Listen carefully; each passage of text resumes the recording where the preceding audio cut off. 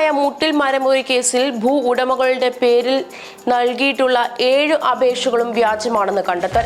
മരമുറിക്കൽ vigilance office നൽകിയ അപേക്ഷകളാണ് വ്യാജമാണെന്ന് forensic പരിശോധനയിൽ വ്യക്തമായത്. അപേക്ഷകൾ എഴുതി തയ്യാറാക്കി ഒപ്പിട്ട് നൽകിയത് പ്രതിയായ റോജി അഗസ്റ്റിനാണ്. കൈയക്ഷരം പരിശോധനയിലാണ് കണ്ടെത്തൽ. ആദിവാസികളുടെയും ചെറുകിട കർഷകരുടെയും പേരിലാണ് വ്യാജ അപേക്ഷകൾ തയ്യാറാക്കിയത്. പ്രതികളുടേത് ഉൾപ്പെടെ 65 ഉടമകളിൽ നിന്നാണ് മരം മുറിച്ച് കടത്തിയത്. മുട്ടിൽ വിജിലൻസ് ഓഫീസിൽ നിന്ന് വ്യാജ അപേക്ഷകൾ പോലീസ് കണ്ടെടുത്തിരുന്നു. അതേസമയം 300 വർഷത്തിൽ കൂടുതൽ പഴക്കമുള്ള രാജകീയ വൃക്ഷങ്ങൾ അടക്കമാണ് സർക്കാർ ഉത്തരവിന്റെ മറവിൽ മുറിച്ചു മാറ്റിയതെന്നാണ് DNA പരിശോധനയിൽ വ്യക്തമായിരിക്കുന്നത്.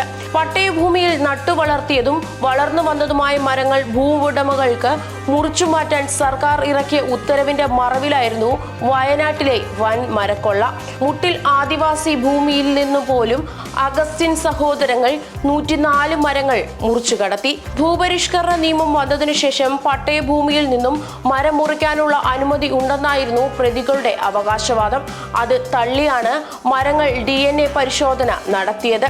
പെരുമ്പാവൂരിൽ ഡിപ്പോയിൽ നിന്നും മുറിച്ചു കടത്താൻ ശ്രമിക്കവേ വനവകുപ്പ് പിടികൂടിയ മരങ്ങളിൽ 300 വർഷത്തിനു മുകളിൽ പഴക്കമുള്ളവയും 12 എണ്ണം 400 വർഷത്തിനു മുകളിൽ പഴക്കമുള്ളതും 9 എണ്ണം 500 വർഷത്തിലധികം പഴക്കമുള്ളതുമാണെന്നും DNA പരിശോധനയിൽ പറയുന്നു.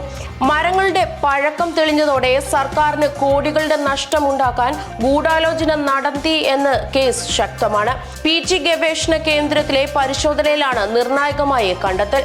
കേസെടുത്ത് 2 വർഷമായിട്ടും പിടികൂടിയ മരങ്ങൾ മുട്ടിലിൽ നിന്നും മുറിച്ചതാണെന്ന് വ്യക്തമാക്കാൻ പോലീസ് DNA ഫലങ്ങൾ കാക്കുകയാണ്. DNA ഫലങ്ങൾ കിട്ടിയെങ്കിലും റവന്യൂ വകുപ്പിന്റെ ഭാഗത്തു നിന്നുമുണ്ടാകുന്ന കാലതാമസമാണ് കേസിൽ കുഴയ്ക്കുന്നത്. പട്ടയഭൂമിയിൽ നിന്നും മുറിച്ചു മാറ്റപ്പെട്ട വൃക്ഷങ്ങൾ പഴക്കമുള്ള രാജകീയ വൃക്ഷങ്ങളുടെ മൂല്യം കണക്കാക്കി റിപ്പോർട്ട് സമർപ്പിക്കേണ്ടത് റവന്യൂ വകുപ്പാണ്. ഇത് റവന്യൂ വകുപ്പ് ചെയ്തില്ല. കോടതി പിഴ കൂടി ചുമത്തിയാൽ പ്രതികൾക്കെതിരെ നടപടി വീണ്ടും ശക്തമാകും. പക്ഷേ റവന്യൂ വകുപ്പ് മെല്ലെപ്പോക്കാണ്. റോജി അഗസ്റ്റിൻ, ആൻഡോ അഗസ്റ്റിൻ, ജോസുകുട്ടി അഗസ്റ്റിൻ എന്നിവരാണ് മുഖ്യ പ്രതികൾ. ഇവരുടെ സഹായികളും ഭൂ ഉടമകളും റവന്യൂ ഉദ്യോഗസ്ഥരും ഉൾപ്പെടെ 13 പേരെയാണ് കേസെടുത്തിരിക്കുന്നത്. കേസിൽ താനൂർ DYSP VV ബെന്നിയാണ് അന്വേഷണം നടത്തുന്നത്. മരമുറി കേസിൽ പ്രത്യേക സംഘം അന്വേഷിക്കുന്ന 19 കേസിൽ 7 കേസുകളിൽ ഇതിനോടകം തന്നെ കുറ്റപത്രം നൽകി.